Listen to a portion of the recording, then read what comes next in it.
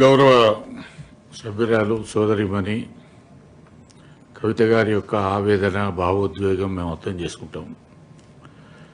భావోద్వేగాల మధ్య రాజీనామా చేయడం అంత సమంజసం కాదనేటువంటి ఉద్దేశంతోనే ఆ రోజు అదే చెప్పాను, ఈరోజు కూడా అదే చెప్తున్నాను. మీరు ఆలోచన చేయండి, పునరాలోచన చేయండి.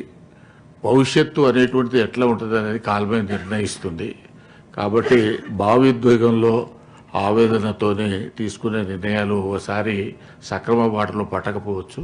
కాబట్టి మరొకసారి మీరు ఆలోచన చేయమని నేను రిక్వెస్ట్ చేస్తాను. ఇప్పటికే 4 months లేట్ అయింది అధ్యక్ష. ఆ పార్టీతో నాకు ఎటువంటి అనుబంధం వద్దు అధ్యక్ష. పైగా డెఫినెట్గా ఆడబిడ్డను కాబట్టి కొంత ఆవేదన తట్టుకోలేకపోతా ఉన్నా అధ్యక్ష. తమరి ముందు మాట్లాడేటప్పుడు కొంత ఇమోషన్ అవుతా ఉన్నా. బట్ ఈ 4 months మీరు ఇచ్చిన సమయంలో చాలా సుదీర్ఘంగా ఆలోచన చేసుకున్నాను అధ్యక్ష. దయచేసి రిజైన్ చేయడానికి మీరు నా రెసిగ్నేషన్ యాక్సెప్ట్ చేయమని చెప్పి మిమ్మల్ని కోరుతా ఉన్నా అధ్యక్ష. Thank you. జై తెలంగాణ.